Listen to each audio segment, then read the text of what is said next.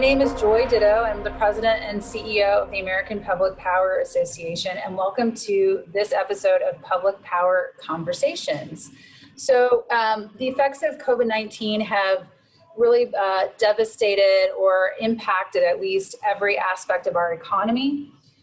Some industries and businesses have clearly been impacted more than others, and some are finding ways to get by using innovative concepts and pushing through. And really dealing with this kind of new situation we're facing under COVID-19 and this global pandemic. Here to discuss these important economic issues is Dr. Ahmed Faruqi. Dr. Faruqi is a principal with the Brattle Group and an expert in the field of economics, specifically energy economics. His wide expertise includes the areas of distributed energy resources, demand, forecasting, decarbonization, and electrification. He's widely published and has appeared on NPR and Fox Business News. Welcome, Dr. Faruqi. My pleasure. Thank you for having me. So I have some questions to guide the conversation, but we're free to wander off wherever the conversation takes us. So let's just get started. So can you start by giving us a quick overview of how you think the economy has performed over the last 5 or 6 months? Well, the economy has been hit very hard by the pandemic, as we know.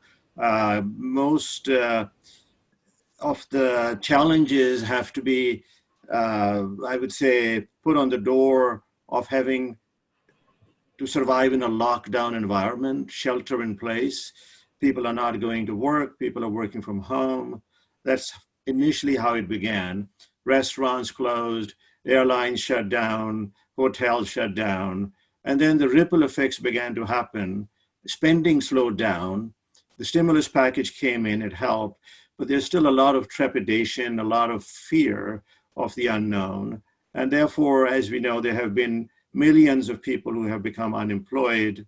Some are looking for work, some don't know what to do. So it's been probably the most challenging 6 to 7 months of the year in a very long time. Some people have compared it to the Great Depression of the late 1920s, early 1930s, in terms of the hit it has had on the employment numbers in particular. And of course, GNP has slowed down enormously. It has fallen in the second quarter. So it's been a time of trial, I would say. Well, so what industries do you see as maybe being changed forever by this pandemic? I think there are at least 3 or 4 industries that will have a huge impact. One of them, of course, is the commercial real estate in large cities as big companies decide that people can continue to work from home. And who knows how long this will last, a year or 2 possibly. And so people will realize they can do most of the work from home. They don't have to all be in the office at the same time. And so I would think commercial real estate as an industry will be affected. Secondly, I think business travel is going to be affected because we have all discovered the miracles of Zoom and WebEx and Microsoft Teams, meetings, conferences even by universities and other organizations are having remotely. So I suspect we will see a significant drop in business travel. And with that, you will see an effect on hotels, possibly even restaurants. Now, all of this is quite likely, but there could be spillover effects into retail as well, because companies like Amazon and Walmart are spoiling consumers. You don't have to go to a shopping mall to shop. You need your laptop. You just shop there, and before you know it, the package arrives at your house. So I think retail stores will begin to close. So real estate, retail stores, and the business travel industry are going to be hit pretty hard. So moving kind of from the broader economic picture, at least short term, and I'm going to ask you in a bit about kind of the longer term forecasting, recognizing kind of your specialties in microeconomics as well. But what role, if any, does electrification and efforts to decarbonize play during this time of kind of survival from the pandemic and then recovery from it? So electrification clearly is being driven in large part by two factors. One of which is it is less expensive now to buy an electric car or a heat pump than it used to be. Digital advances are taking place, so it's becoming more attractive. But the bigger driver is the search for clean air, for decarbonization. And it is not just at the governmental level, but it's also there at the consumer level. I think there's a change in consumer psychology that is taking place.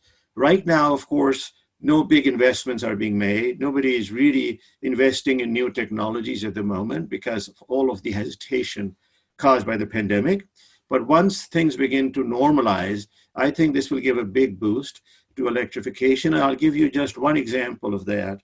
In the Los Angeles area, when the shelter in place kicked in, traffic virtually disappeared from the roads.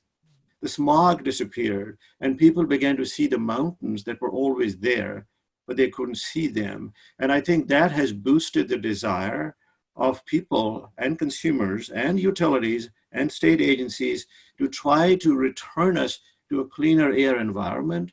And there is plenty of evidence to tell us that fossil fuels, whether we burn them in a power plant or in an industrial facility, or when cars drive around, that's what causes pollution. So we're going to see a significant shift towards transportation electrification, towards buildings electrification. Maybe even there's talk about shipping being electrified and aviation as well down the road. So I think, if anything, this is going to give a big boost to electrification, but not immediately. I think it'll take some time. Thank you for that. And so let's turn now a little bit more to the bigger picture outlook for maybe the rest of the year and then into 2021 in terms of recovery. Granted, recognizing that we don't have a crystal ball, we don't know exactly when the pandemic will end, nor do we know what that's going to look like, if that's a vaccine, if it's other sort of care and ability to combat the virus in other ways from a healthcare standpoint. But recognizing those unknowns, is there any predictions you can make about economic recovery? All predictions about the future are simply predictions. We don't have any facts about the future, as has been said. So having made that cautionary caveat, based on all of the material that is now available to us from medical experts, public health officials, etc., I'm fairly optimistic that a vaccine will become available in the spring, possibly the winter of next year. And by the time spring is unfolding, hopefully most people will be vaccinated. And therefore, we should expect some kind of recovery to begin in the second half of next year. That's not my opinion. It's an opinion shared by many economists, many much more well-known for making macroeconomic forecasts than me.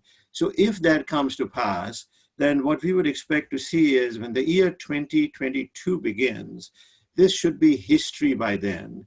And then we will be looking at an economic recovery. We'll be looking at some realignment of the industrial sectors. As I said, some industries will go down. They won't recover fully, but others will begin to rise. And so 2022, 2023, I think that's the period of time in which we will see probably a return to normal economic growth. And we'll probably see a return to normal electric usage as well. Plus, we'll begin to get some boost from electrification efforts. That's great to hear. I mean, it doesn't seem like that far away, but in the sense that you're seeing that potential for recovery, it really is heartening to hear, actually. And the fact that electric utilities can play a significant role. Maybe I would just ask on that vein, is there any way that we could kind of boost or stimulate, we saw after the 2008 downturn, stimulus bills that came through, specific really to promoting certain types of infrastructure development, clean energy infrastructure in particular, but other types as well. And in some of the COVID-19 legislation so far, it's focused more on just kind of the immediate term. But do you see a potential or a need even for Congress to address more of a stimulus package for that longer term economic recovery? Do you think that's key to it, or do you think that's just kind of a nice to have? I honestly think it is key. Not necessarily forever, because obviously we can't afford to have a stimulus forever, But I think we do definitely need to continue the stimulus that we have for at least the next several months. So maybe halfway into 2021, so that confidence comes back. Because right now what we have is a morale problem, as well as an economic problem, as well as a public health problem. We have three problems happening at the same time. Once the public health problem subsides and we stop seeing fatalities in the thousands of day category, once the public health recedes, morale will begin to come back, schools will reopen, colleges and universities will reopen, retail stores will reopen. We'll be able to watch, sporting events live as opposed to watching them on TV with nobody in the stands. It's sort of very spooky and depressing. So I think first the public health, then morale, and then the economy will come back. Because somebody put it very well the other day. They said, even if you gave somebody today a $10,000 check, somehow you were able to, it's unlikely they're going to spend it. What will they spend it on? I mean, they're not going to go on a vacation to Fiji. They're not going to go on a shopping. They're in their house. They're not. Some of them may not even have a job, so they have to pay their mortgages with that. So it will take some time. It'll require patience, and it will require, I would say, stimulating speeches by opinion leaders that we all respect. Not just the politicians, but community leaders. We need to hear more from them on this is behind us once it is actually behind us, so that people can begin to, you may have seen there was an article in the Wall Street Journal recently that the pandemic is leading people to have nightmares. They're having very vivid dreams like they've never had before. Even if they're functioning normally on the surface, deep down there is stress. So with that stress, you can't have a normal, productive economy. I totally understand that. I've had some interesting ones myself, which I'm sure is just kind of that suppression of anxiety. But having said that, I think, public power utilities and probably the entire electric utility sector can be part of the solution. We were talking about electrification earlier, and we did see, clean energy development after the 2008 downturn being supported by stimulus packages, have a positive impact on the economy when the cost of borrowing is still as low as well. And when we can feel empowered to move forward and invest in our infrastructure, that helps stimulate jobs. The public power sector alone, which only provides power to 49 million Americans, so 15% of the industry, we employ about 93,000 people. So if we can increase, even by projects for purposes of specific projects, if we can increase that headcount or again, employ people for project basis, that could have a positive impact on the economy. But right Absolutely.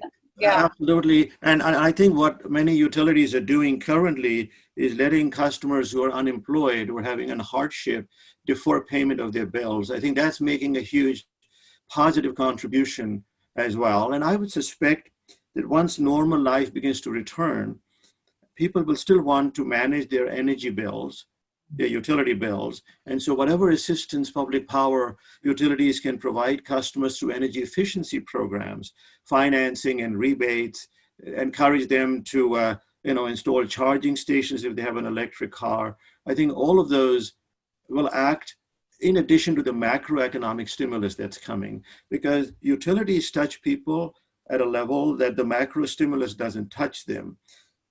Everyone uses electricity in their day-to-day life, or natural gas or water. Those are essentials for survival. And when there is a blackout, which unfortunately we had, for example, in California just a week ago, it really stifles the atmosphere. It creates more depression and a sense of deprivation. So whatever can be done to strengthen the grid so it won't have blackouts, whatever can be done to help lower customer bills through energy efficiency and demand response, and of course, to encourage buying electric cars where it makes sense so we have less pollution. I think all of those are tremendous opportunities for public power utilities. Well, Dr. Farooqui, I so appreciate the time you've taken today to talk to me and to inform our viewers, our public power community, and even beyond. It's been very informative and great to talk to you. And just please stay in touch. And again, thank you, and be healthy and be safe out in California, and hopefully no more blackouts. We know that Public Power is keeping the lights on out in California too, but we hope that you don't have any more blackouts or wildfires out your way. And again, look forward to seeing you in person at some point in the future. Right, Thank you very much for having me. It was a pleasure. And yes, there were times when I wished I was in Sacramento. The blackouts are occurring. Thank you very much. Thank you. Take care.